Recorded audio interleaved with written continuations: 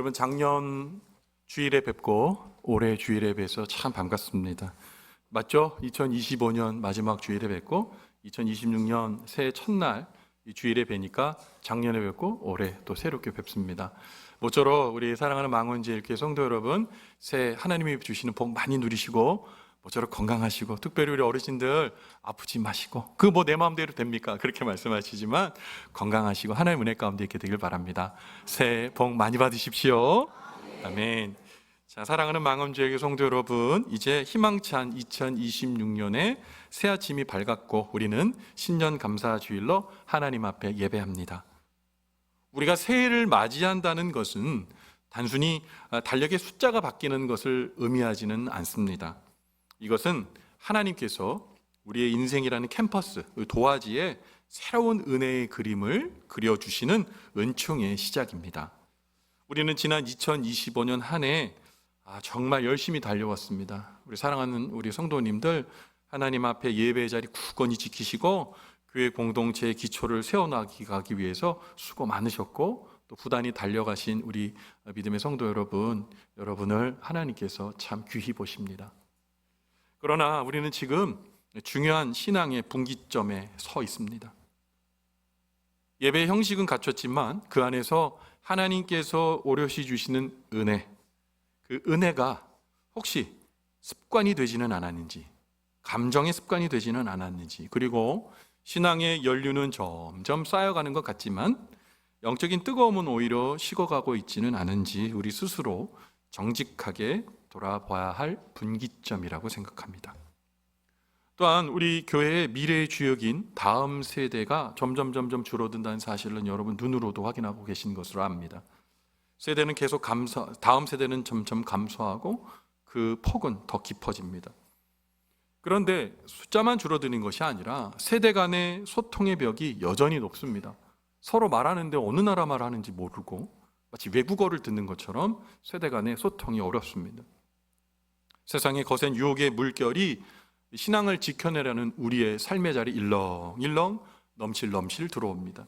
신앙인으로서의 정체성을 지켜내는 일이 참 버거운 때를 우리는 맞이하고 있습니다. 우리는 이런 문제 어떻게 돌파할 수 있을까? 오늘 이 아침 고민하지 않을 수 없는 그런 시간을 직면하고 있습니다.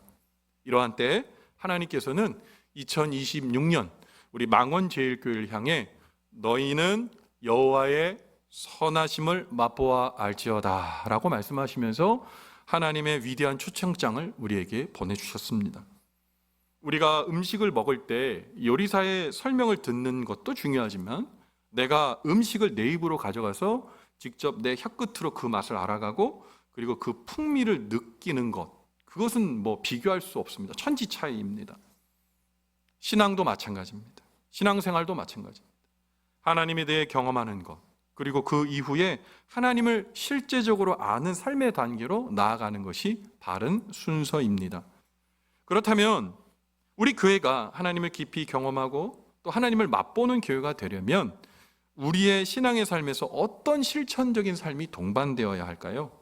오늘 하나님께서 우리에게 주시는, 신년에 주시는 오늘 말씀을 통해 우리가 어떻게 지식의 담장을 넘어 경험하는 신앙으로 2026년 우리 망원제일교회가 함께 나갈 수 있을지 말씀과 기도와 성령이라는 세 가지 이정표를 통해 함께 은혜를 나누고자 합니다.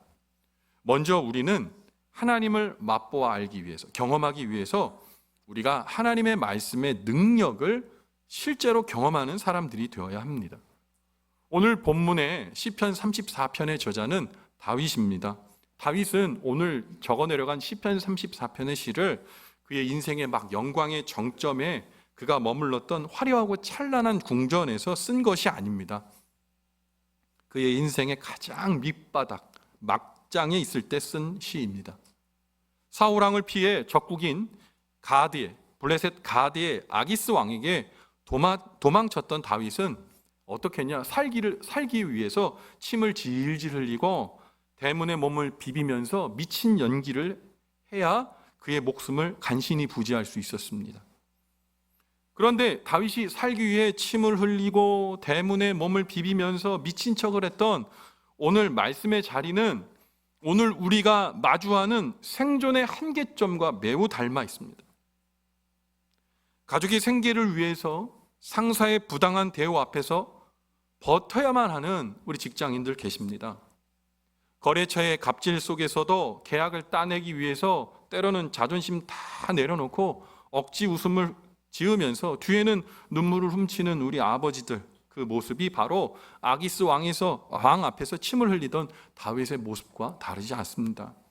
치솟는 물가, 늘어나는 부채, 그리고 키워야 자녀들은 아직도 들어가야 될 돈들이 많은데 밤잠을 설치며 아무리 계산기를 두드려 봐도 수지타산이 나오지 않아 마음의 아픔을 갖고 있는 우리 어머니들의 그 절망적인 상황들도 내 힘으로는 더 이상 버틸 수 없다는 결론을 내릴 수밖에 없었던 다윗과 같은 눈물이 아닐까요? 그야말로 다윗은 살고자 했어, 그리고 살아야 했기 때문에 살기 위한 비참한 연극을 끝내고 동굴로 숨어든 뒤에야 깨달았습니다. 나를 살린 것은 미친 척한 나의 연기가 아니라 하나님의 은혜였다. 이 사실을 깨닫게 된 것이죠.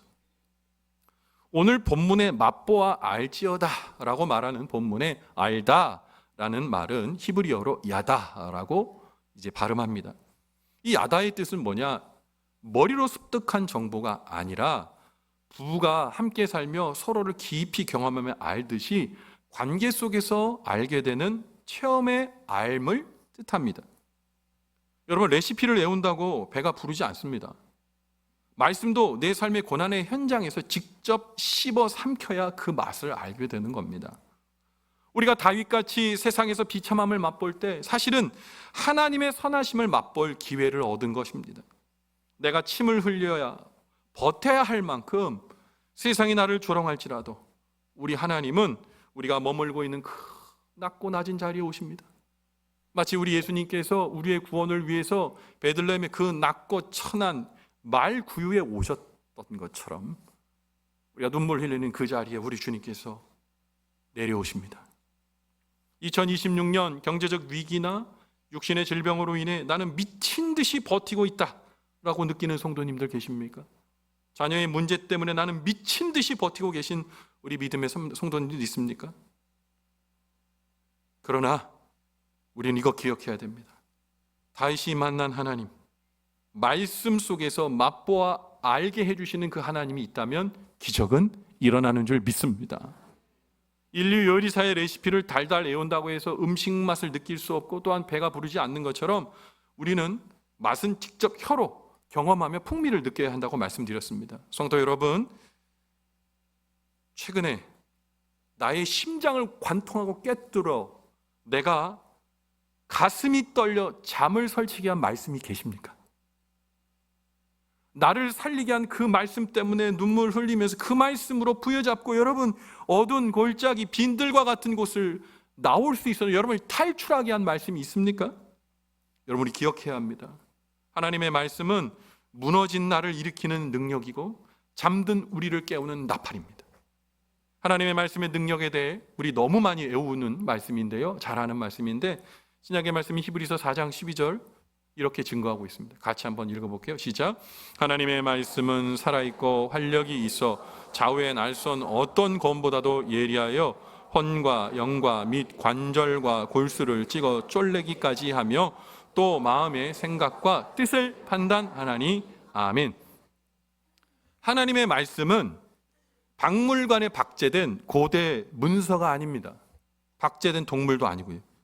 지금 살아계셔서 우리의 관절, 골수를 찔러 쪼개고 우리의 생각과 뜻을 판단하는 살아있는 하나님의 능력인 줄 믿습니다. 2026년 한 해 동안 여러분 이 강단을 통해 들려오는 설교 말씀을 단순한 시간의 지식 전달의 시간으로 여기지 마시기 바랍니다. 또 성경 읽기를 단순한 1년에 내가 한 번 읽어내는 무거운 과제로 여기지 마시기 바랍니다. 그 말씀이 나를 살립니다. 그 말씀이 나를 주의 뜻 가운데 인도합니다. 그 말씀이 나의 교만을 깨트리고 나의 상처를 치유하고 절망적인 상황 속에서도 우리를 일으키는 하나님의 음성, 그 음성을 듣는 사건이 일어나시기를 간절히 바랍니다. 올 한 해 우리의 삶 가운데 내 교만이 깨어지고 상처가 치유되고 절망 속에서도 일으켜주시는 하나님의 말씀, 그 하나님의 말씀을 맛보아 알게 되는 그 환상적인 축복이 저와 여러분의 삶에 재현되기를 주님의 이름으로 간절히 축원을 드립니다. 여러분, 두 번째로 하나님을 맛보아 알고 경험하기 위해서는 우리가 기도의 응답을 경험하는 사람들이 되어야 합니다. 우리가 하나님을 관념이 아닌 실제로 맛보아 알기 위해서는 반드시 우리의 삶 속에서 기도와 또 응답이라는 생생한 사건을 경험해야 합니다. 기도는 단순히 종교적 의무를 이행하는 시간이 아니라 하나님과 대면하여 그분의 능력이 나의 삶으로 끌어오는 거룩한 통로가 됩니다. 여러분, 기도를 통해 하나님과 친근해지고 하나님의 뜻을 잘 알아듣게 되고 이해하게 되는 거예요. 여러분, 오늘 찬양 인도하는 이성재 목사님 어떠세요? 좋으시죠? 네, 외모도 너무 탁월하시고 훌륭하신 분인데 찬송도 잘하시고 말씀도 너무 잘 전하세요. 근데 우리 목사님이랑 저랑 지낸 게 이제 10일 됐습니다. 10일, 무려 10일. 네, 무려 10일이 됐는데 이제 주보 작업도 하고 이제 계속 이제 알아갑니다. 그런데 이번 주일에 이제 돌아오는 주일에 주보 작업을 하는데 계속 올라오지 말아야 될 이 광고가 하나 있어서 제가 우리 목사님께 카톡으로 주로 얘기하고 물론 보면서 얘기도 하지만 카톡으로 그거 앞으로 싫지 말라고 뭐라고 그랬냐 이렇게 얘기했어요. 목사님, 앞으로 이 광고는 빼주세요. 이렇게 카톡을 드렸어요. 그렇게 주보를 다 해서 갖고 왔는데 아니 그 광고를 안 지운 거예요. 봤더니 그 광고를 맨 위에다 올려놓은 거예요. 뭐라고 들었냐? 앞으로 빼달라고. 앞으로 지워달라고 한 건데 앞으로 빼주세요 했는데 맨 앞으로 빼놓은 거예요. 그런데 목사님 보면서 목사님 제가 앞으로 빼달라고 했잖아요. 그랬더니 목사님 맨 앞으로 뺐는데요. 아, 그렇구나. 한국말이 이렇게 어렵습니다. 근데 문제는 한국말이 어려운 것도 있지만 우리가 이런 거 하잖아요. 척하면 착. 척하면 착. 우리 목사님 이제 시간이 가면 갈수록 저랑 척하면 착이 될 줄 믿습니다. 근데 문제는 아직 물리적 시간이 적어요. 그러니까 척하면 착이 되면 그게 더 이상한 거죠. 여러분, 하나님과 기도의 시간을 갖는 것도 똑같습니다. 주님과 친밀해지는 거예요. 주님의 뜻이 척하고 착하게 느껴지는 거예요. 아, 하나님 이것을 내게 요구하시는구나. 하나님 이걸 요구하시는데 첫날 백날 내가 원하는 것만 계속 얘기하고 있다면 이 소통이 안 되는 거 아니겠습니까? 기도는 그 은혜의 문을 활짝 여는 통로입니다. 또 우리가 기도해야 될 분명한 이유가 있습니다. 우리는 현재 교회가 마주한 세대 간의 소통 문제나 다음 세대를 세우는 과제 앞에 참 어려운 마음이 서 있습니다. 이 문제를 풀려고 인간적인 전략이나 세련된 프로그램만으로는 여러분 이거 결코 해결할 수 없습니다. 인간의 지혜가 막다른 골목에 다다랐을 때야 그때야 우리는 비로소 하늘의 지혜를 구하는 너무 늦은 반응을 보일 때가 많습니다. 세대 간의 두터운 벽과 다음 세대의 영적 침체라는 이 경관 매듭은 오직 주님 앞에 무릎 꿇고 눈물로 호소하는 영적 돌파를 통해서만 풀릴 수 있습니다. 그래서 오늘 본문의 말씀의 주인공인 다윗은 그의 인생의 막장이었던 가장 비참하고 고통스러운 순간에 시편 33편 6절을 통해 이렇게 고백합니다. 같이 읽어봅니다. 시작. 이 공고한 자가 부르짖음에 여호와께서 들으시고 그의 모든 환난에서 구원하셨도다. 아멘. 기도는 우리의 한계를 인정하고 하나님의 무한한 자원 속으로 들어가는 열쇠입니다. 우리가 머리로만 기도할 때는 기도가 엄청나게 메마른 노동이 되지만 기도를 통해 하나님과 깊은 친밀함에 들어가는 기도는 세상과 나는 간곳 없고 구속한 주만 보이는 기도가 되기 때문에 그 기도는 잔치의 자리가 되는 겁니다.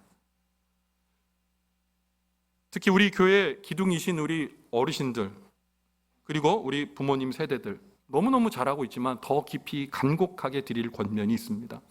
우리 먼저 기도의 응답을 직접 목격하는 산증인이 되어주시기를 바랍니다.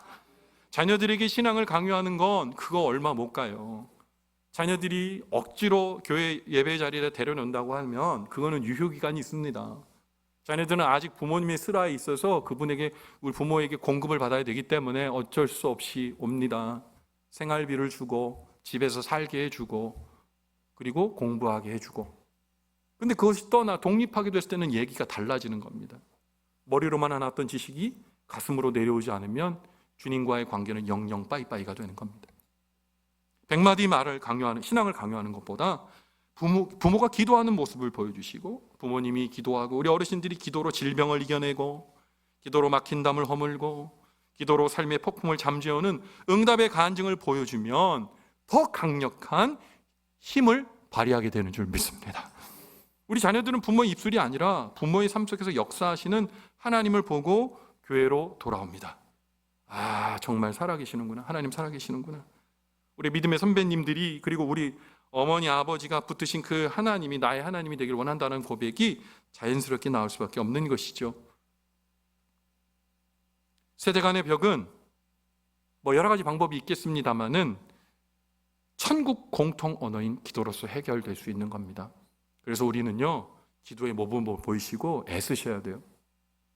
작년 연말에 당에 저희 당회에서 중대한 결정을 내렸습니다.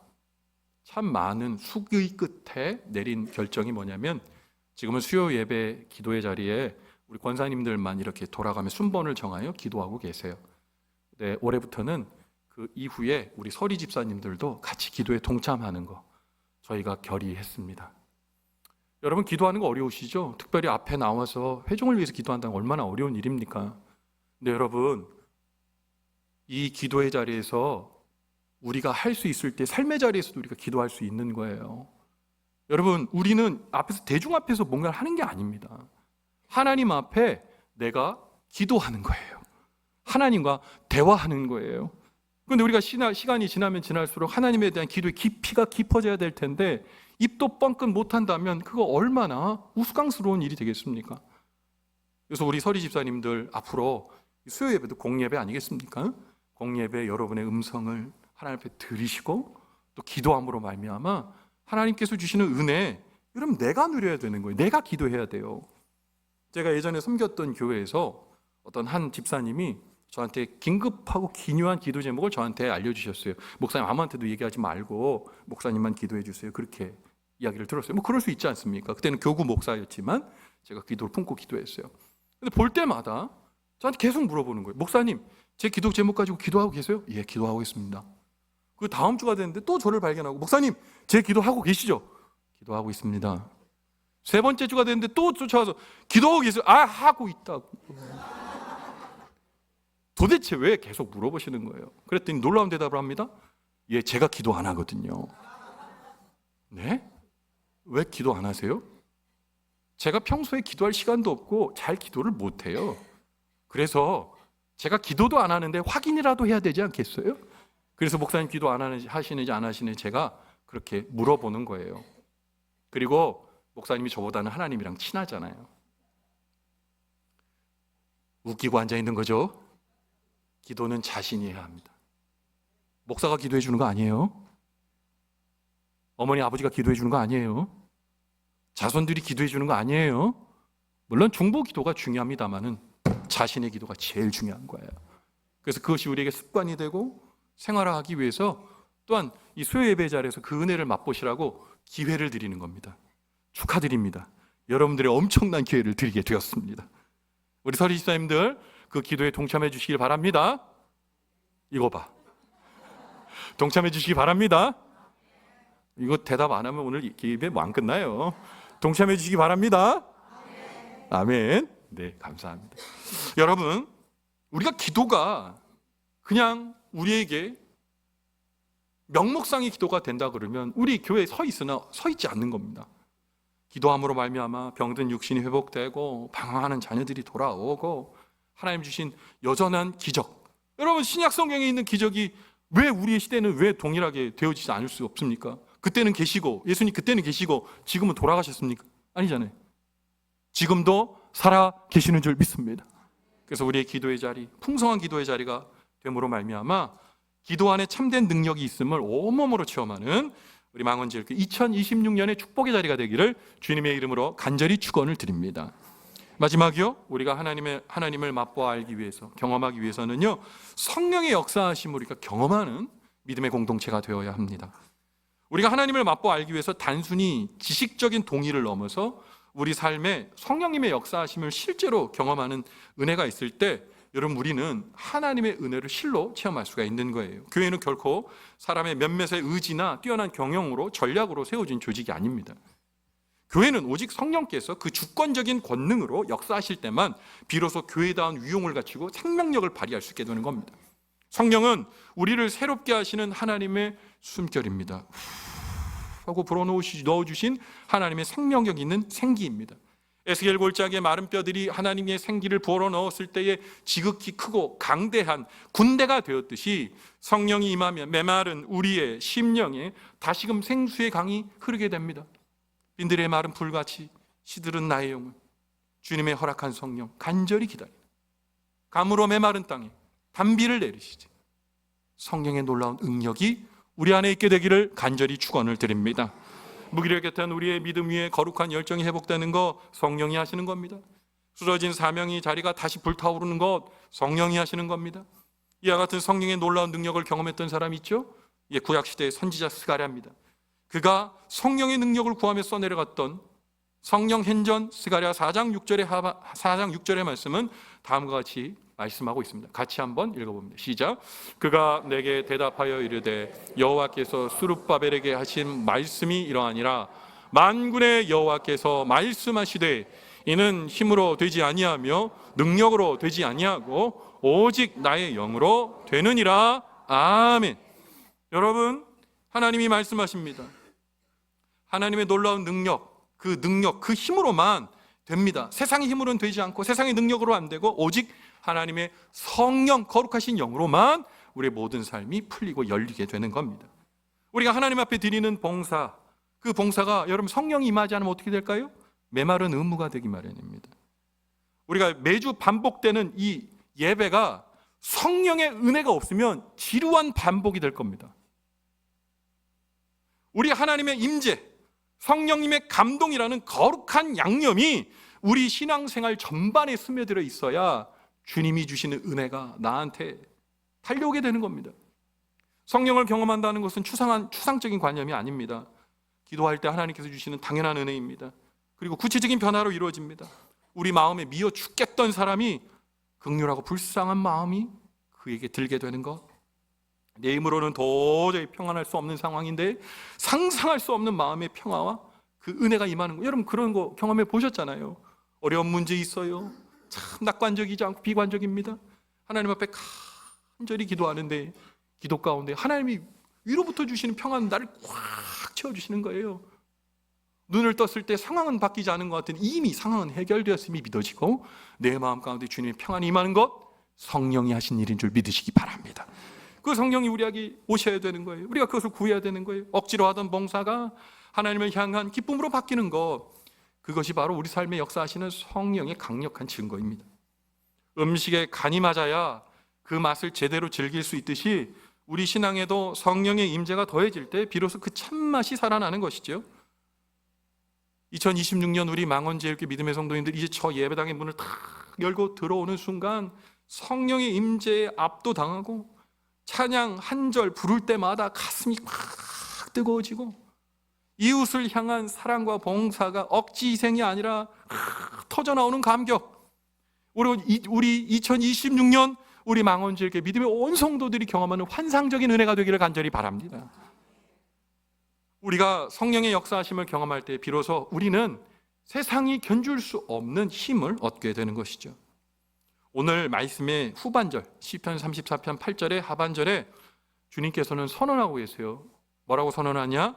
그에게 피하는 자는 복이 있도다. 아멘.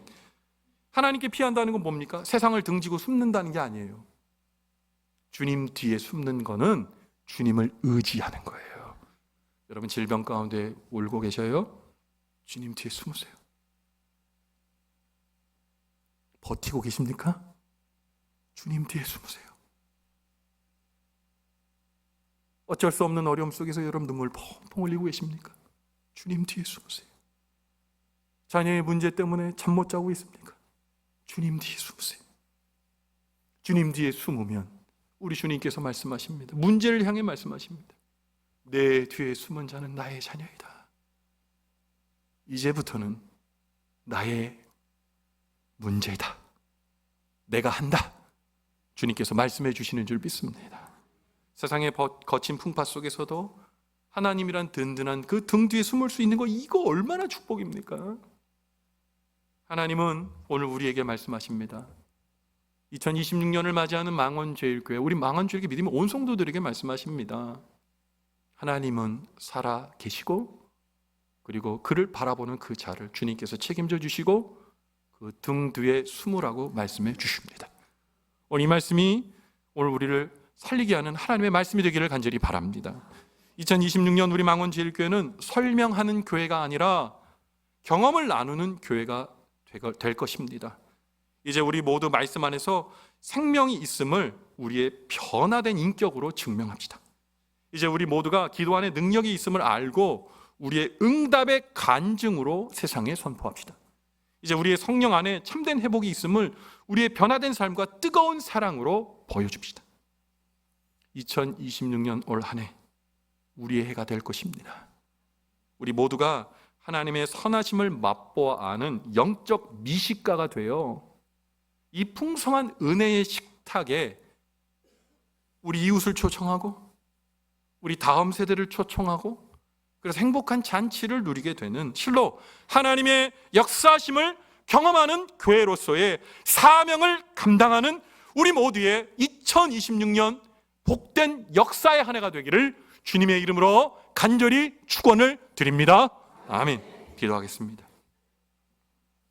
역사의 주관자가 되시는 하나님, 2026년이라는 거룩한 시간의 문을 활짝 열어주시니 감사를 드립니다. 망원제일교회가 이제는 지식의 신앙을 넘어 경험의 신앙으로 도약하게 도와주시옵소서. 우리 망원제일교회 믿음의 성도님들의 가정과 일터가, 우리 교회가 하나님의 선하심을 맛보아 아는 성전이 되게 도와주시고 우리의 기도가 하늘문을 여는 열쇠가 되게 도와주시옵소서. 성령님의 강력한 임재를 통해 우리 공동체가 새롭게 태어나는 2026년 하나님 빛나는 믿음의 역사를 쓰는 한 해가 되기를 간절히 바랍니다. 주님, 이것을 이루어 주시옵소서. 오늘도 하나님의 역사를 경험하는 교회로서로 하나님 새로 서기를 원하는 우리 모두를 축복하시며 손잡아 주시는 우리 주 예수 그리스도의 이름으로 간절히 기도 올리옵나이다. 아멘.